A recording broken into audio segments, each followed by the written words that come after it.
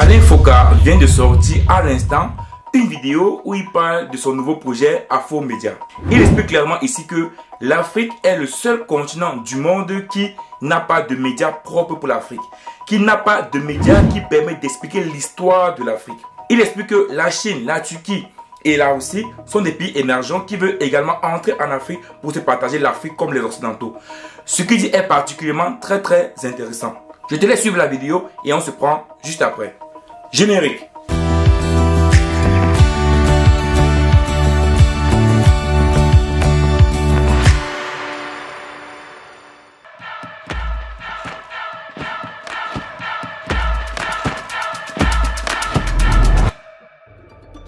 Pourquoi pensez-vous sincèrement que quelqu'un puisse dépenser son argent et son temps pour dire du bien de nous? Cadeau. Pourquoi voulez-vous que l'Occident, l'Asie ou autre région du monde puisse créer des médias pour dire du bien de l'Afrique, pour donner de l'information aux petits nègres que nous sommes, juste par gentillesse ou par générosité? Quel intérêt a-t-il à le faire?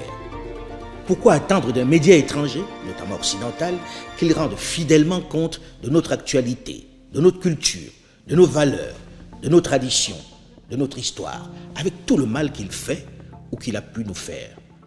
Pourquoi espérer que d'autres en pleine conquête, comme la Chine, la Russie ou la Turquie, pour ne parler que de ces derniers conquérants, puissent faire différemment?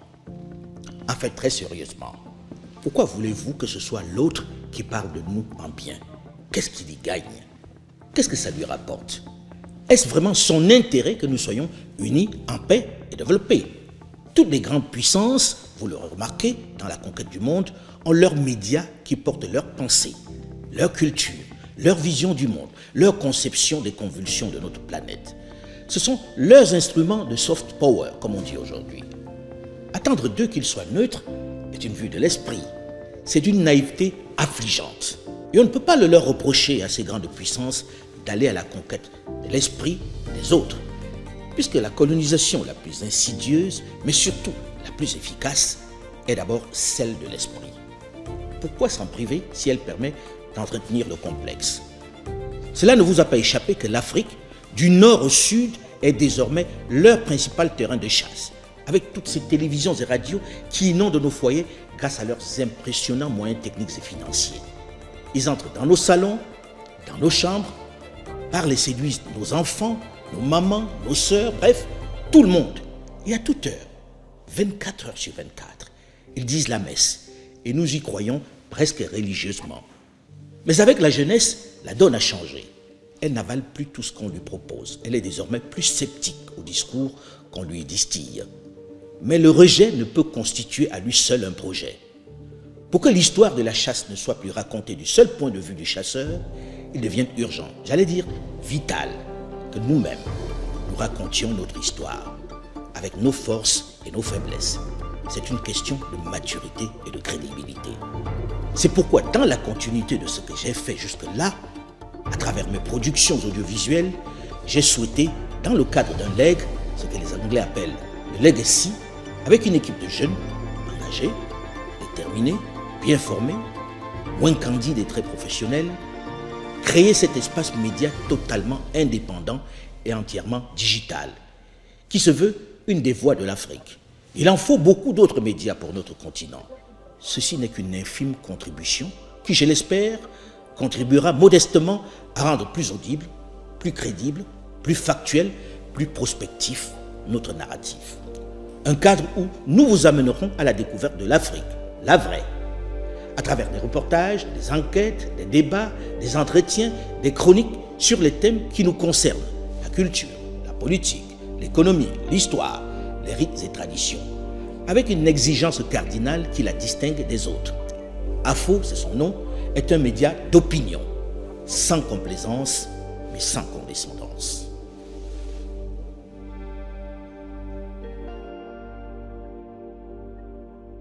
Alain Foka dit ici clairement que l'Afrique doit être capable d'expliquer notre histoire de nous-mêmes.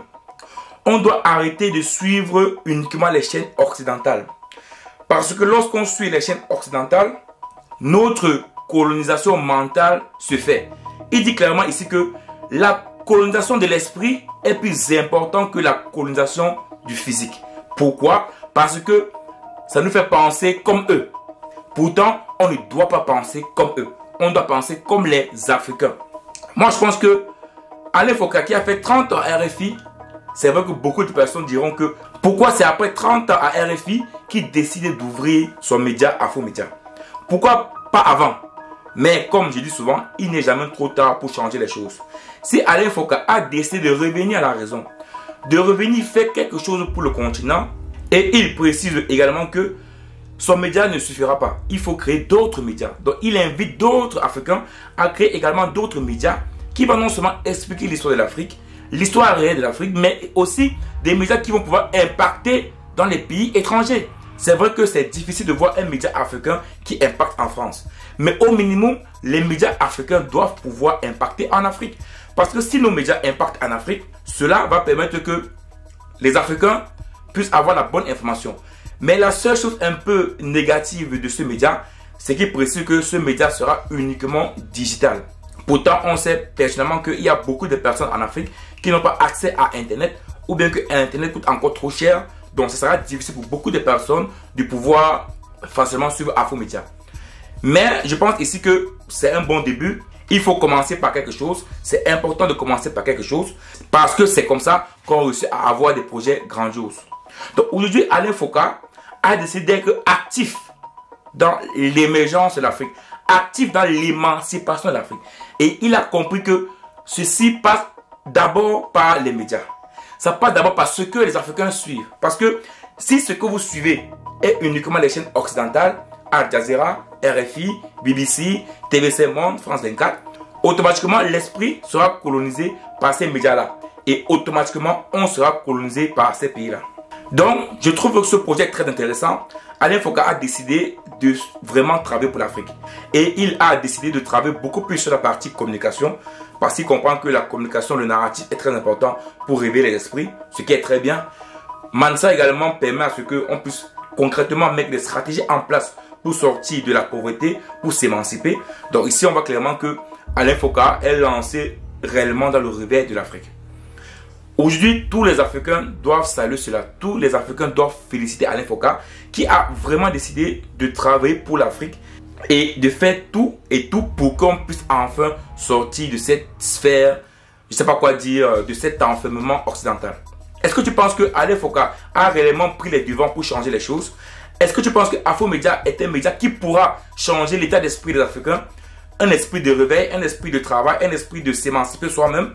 Ou tu penses tout simplement que Afromédia, bien qu'il est intéressant, vu qu'il est uniquement digitalisé, il y aura beaucoup d'Africains qui n'auront pas accès à cela et du coup, il n'aura pas l'impact qu'il veut réellement. Dis-moi ça en commentaire et on se voit rapidement pour une prochaine vidéo. Ciao!